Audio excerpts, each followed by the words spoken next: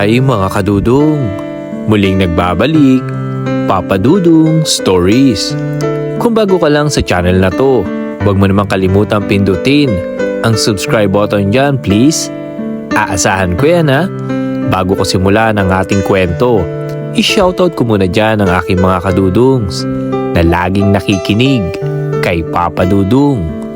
Shoutout kina Miguelito Kagoy, Roque Pablo, Evangeline Capistrano, Tyrone Minting, Faisan, Jennifer Kapampangan, Marina Montesena, Josephine Frasdilla Jimenez, at kay Lorna Ledesma Evilla. So paano mga kadudong? Ito na ang part 4 na kwento. Game? Sa pagpapatuloy. Unang araw ng pagsundo ni Craig bilang legal na manliligaw ni Prey. Kaya naman maaga siyang gumising upang magluto ng babaunin. Dinagdagan niya na din ang baon na ulam para hati sila ni Precious. Pagdating sa bahay ni Precious ay naghintay lang siya ng ilang segundo. Bago lumabas ang dalaga, nagulat pa ito na makita si Craig sa tapat ng gate nila. Suot ang matamis nitong ngiti nang masilayan siya nito. Good morning, Prey. Masayang bati ito sa dalaga. Good morning, Craidy. Tugon naman ni Prey sa tinura ni Craig. Wow, I like that ha. Craidy, I'm your Craidy and you're my Prey. Malambing na tura nito kay Precious. Pagdating nila sa school ay sumalubong sa kanila ang malaking banner at nakalagay ang congratulations at nakalagay doon ang mukha nila Prey. Oh, kita mo? Para tayong hero, may pa-banner pa. Pabirong saad naman ni Craig na natawa naman si Prey sa tinura ng binata. Dahil madilim pa ay nagpasya si Prey na ipakita kay Craig ang tambayan nila ni Janet. Si Janet ang madalas niyang kausap tuwing break time at dito sila sa likod ng school kumakain malapit sa locker room ni Janet. May tagong garden doon at tanging sila lang ni Janet ang nakakaalam. Si Janet ang nag-aalaga sa mga halaman na naroroon. Wow! Hindi ko alam na may hidden paradise pala dito ah. Nahihiwaga ang saad ni Craig kay Precious. Ang ganda no? Pag hindi mo ako makita sa classroom, madalas ako nandito. Kung hindi naman, ay nasa library ako nagbabasa. Paglalahad ni Precious kay Craig. Now I know kung saan kita hanapin pag hindi kita makita. Ani naman ni Craig. Matapos ipakita ni Prey ang hidden paradise nila ni Janet, ay umakyat na sila sa kanya-kanyang silid. Sakto ay alas 12 na ang oras ng break time nila Prey. Tulad ng sinabi ni Craig, ay sinundo niya si Prey upang kainin ang dala niyang pagkain. Doon naman siya dinala ni Prey sa hidden paradise. Pagpasok sa loob ay nakita nilang nag-aayos si Janet ng gamit nito at mukhang nagmamadali pa ito.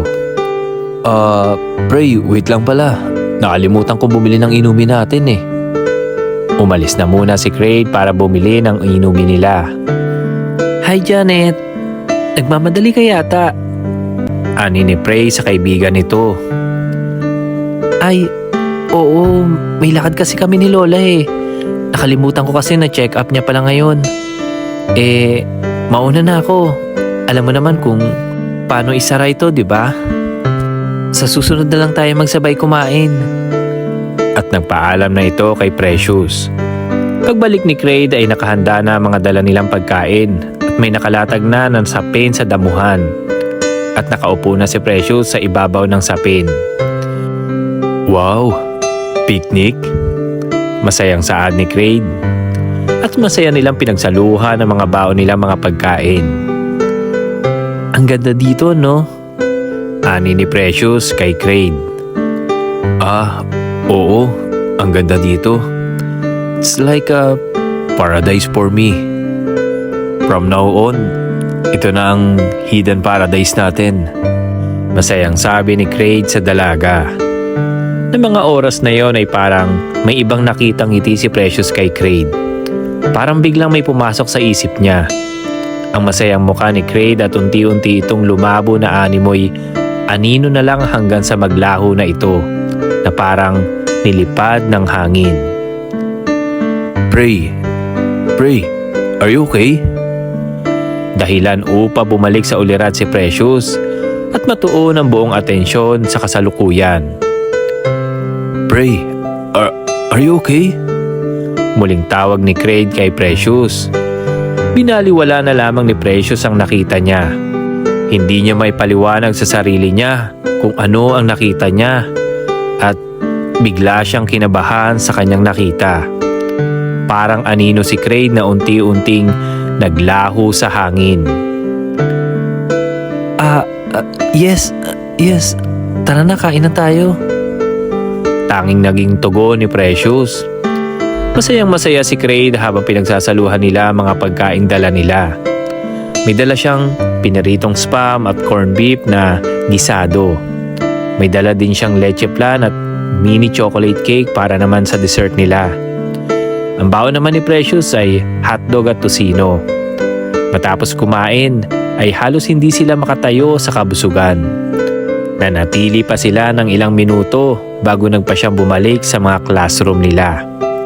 Sa uwian ay hinatid na muna ni Craig si Precious sa bahay nito at bumalik na lang sa school nila para makapag-practice ng basketball. Nalalapit na kasi ang labanan ng mga school kaya naman puspusa na ang papapractice nila. Pre, lakas talaga ng tama mo kay Precious, no? Piruin mo since grade school, sinusundan mo na siya. Pati ba naman sa high school? Sinundan mo talaga? Di ba sabi ni Tita Sel, sa Holy Angels ka mag-aaral? Pinagpilitan mo talaga na dito ka mag-aaral para makasama mo si Precious, no? Anang ng kaibigan niyang si John at ngumiti naman si Craig nang nakakaloko at pinaningkitan nito si John ng mga mata. Bakit pre? Ikaw nga kay Elise, di ba? Ganon din naman Ginamit mo pa nga ang best friend mong si Precious para lang mapalapit kay Elise. Unggoy ka talaga Ito kasi ang nagsabi na mag-apply si Precious sa karinderya nila Elise upang makapagtrabaho para pandagdag sa pag-aaral ni Precious. Narinig kasi ni Jan ang usapan ng nanay ni Elise at ng serbedora nito na minsan kumain siya sa nasabing lugar. Kailangan daw nila ng part-time na serbedora dahil dumadami na ang kumakain sa nasabing lugar. At habang kumakain si Jan doon, kaya naman dali-dali niyang sinabi kay Precious ang bagay na yon. At doon na nga naging magkaibigan si Precious at Elise. Kaya nga tayo pare magkasundo kasi parehas tayong sabaw Ani ni John kay Craig.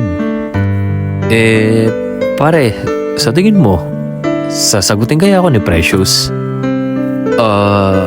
Hindi ba kasi nagkaka-boyfriend si Precious malay mo kapag nagustuhan niya yung ugali mo.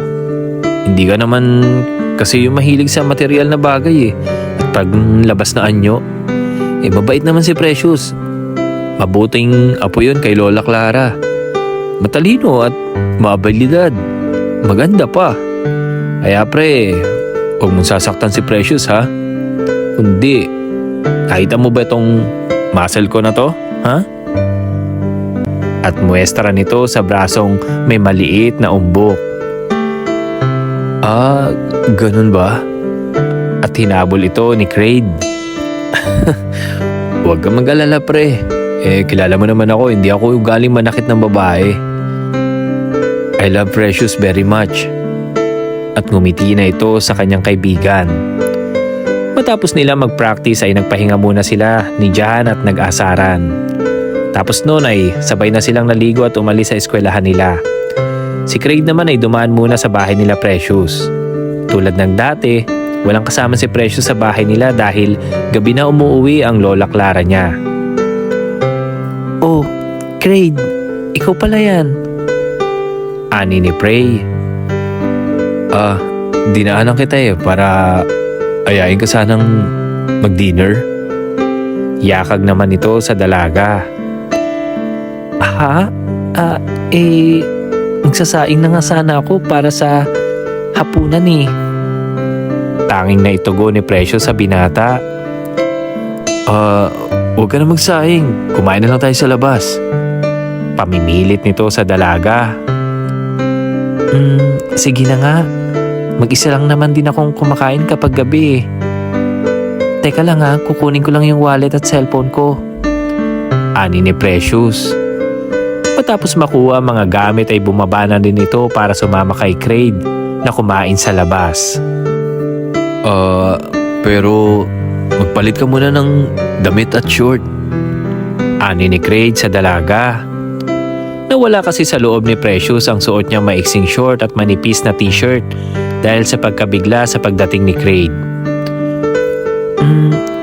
Eto, okay na ba to? Ani ni Prey kay Craig. Mas okay yan. Kesa naman yung kanina, pero magsusuot ka lang ng short pag ako kasama mo, okay? Ani ni Craig sa dalaga. Sa mall siya dinala ni Craig. Nag-ikot-ikot muna sila sa mall dahil may bibilihin daw ito. Huminto sila sa bilihan ng relo. Nauna nang pumasok si Craig at mataman nitong tiningnan ang G-Shock na kulay blue and pink. Miss, buy one take one ba tong blue and pink? Anito sa sales lady. Yes po sir. Discounted pa po yan. From 13,500, naging 9,000 na lang po. Dalawa na po yan sir. Ano po, kunin nyo na po. Anang ng sales lady. Patingin nga. Water resistant din ba to? Tama? Usisa pa nito. Yes sir. Kagaya po nung binili nyo nung nakaraan. Water resistant pala yon. Regalo ko kasi yun kay mami. Ani ni Craig. Itong bibilihin ko ngayon para sa amin. At tinuro pa nito ang nakatayong si Prey sa sales lady. Girlfriend niyo sir? Usisa pa ng sales lady. Hindi pa. Nililigawan ko pa lang. Masayang tugon naman ni Craig sa sales lady. Ang swerte naman ni ma'am. Masayang saad naman ito. No ate. Mas ako ang swerte sa kanya. Nagmamalaking tugon nito sa sales lady. At tumawa naman sila ng sales lady. Walang kamalay-malay si Precious sa tinatakbo ng usapan ng sales lady at ni Craig.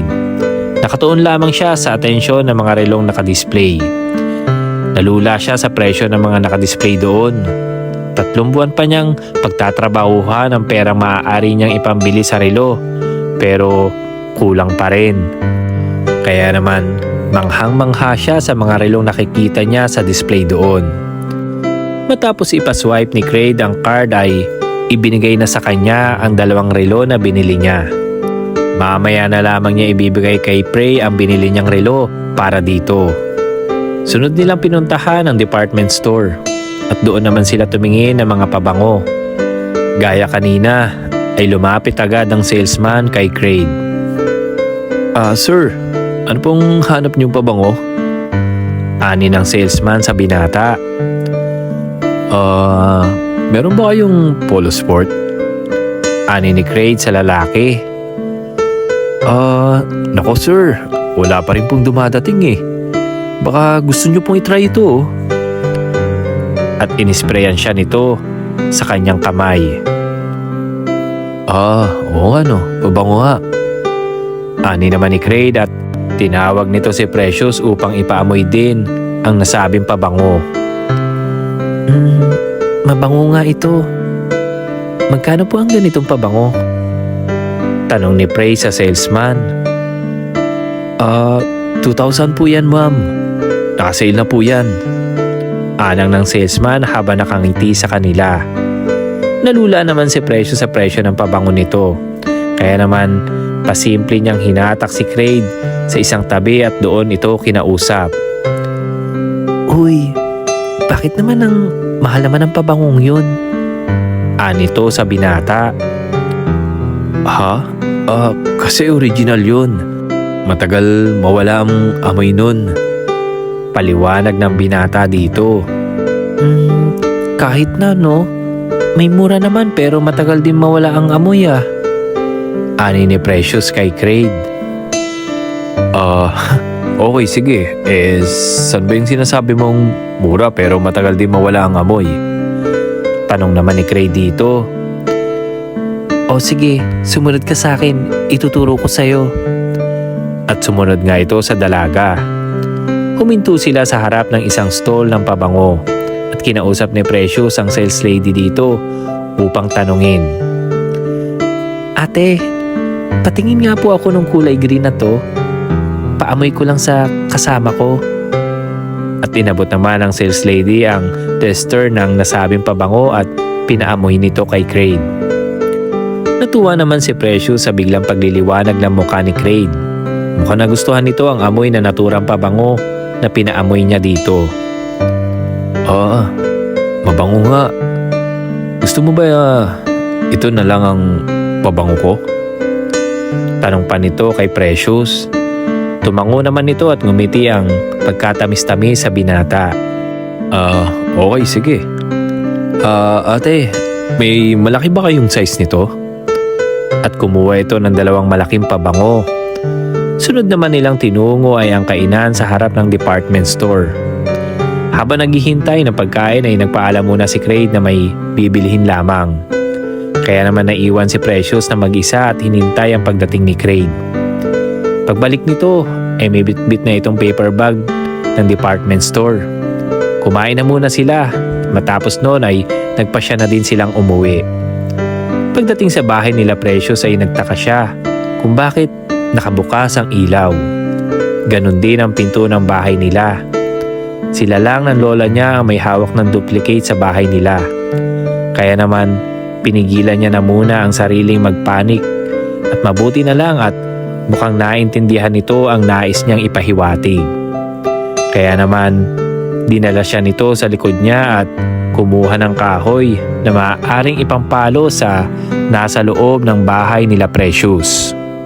May nakita siyang isang lalaki na paakyat sa itaas ng bahay. Ang isa naman ay palabas na ng bahay, kaya nagtago na muna sila.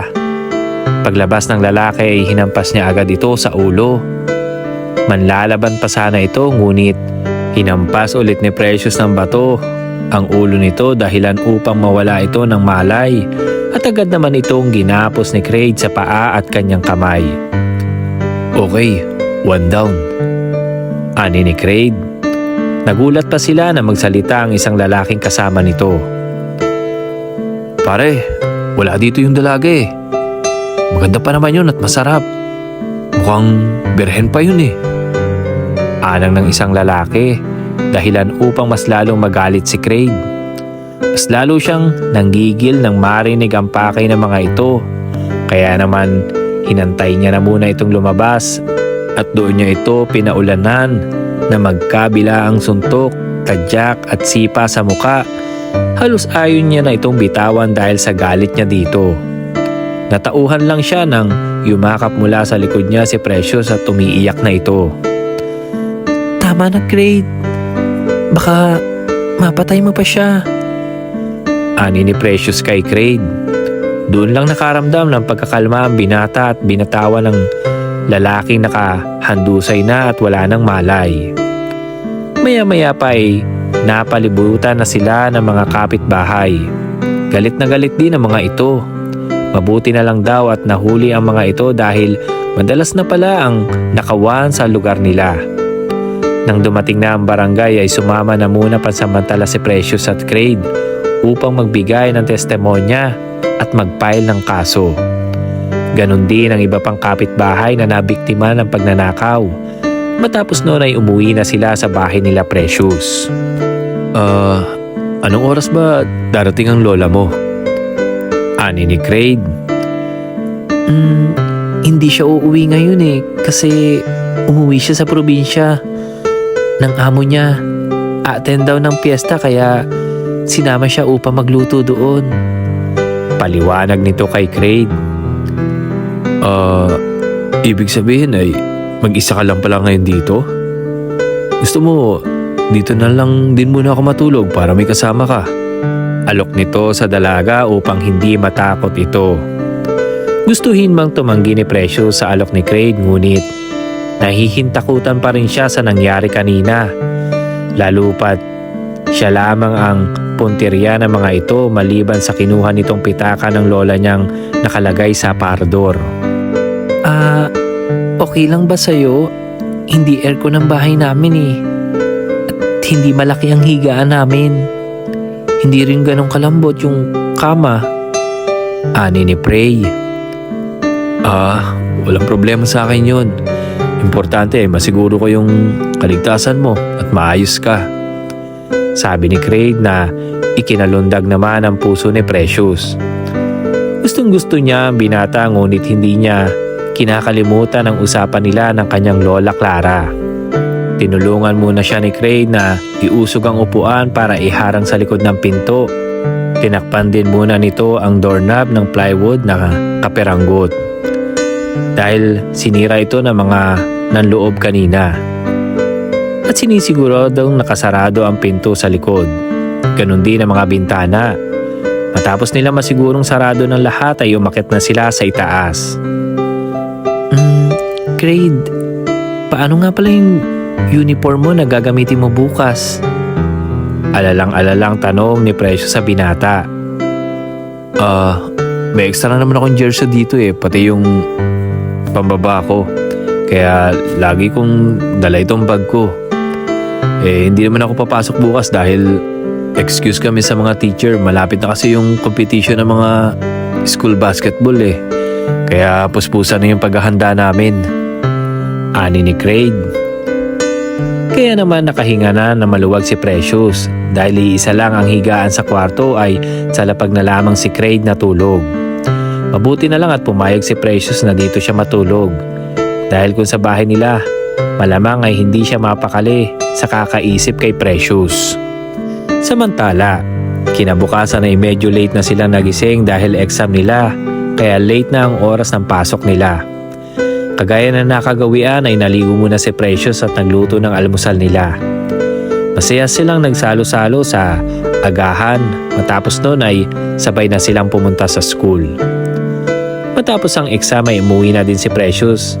Pinagamit ni Craig ang bike niya kay Precious dahil marunong naman ito magmaneho ng bike. Kaya dito ay pinagkakatiwala ni Craig ang kanyang bike. Sa susunod kasi ay lilipat na din sila ng bahay.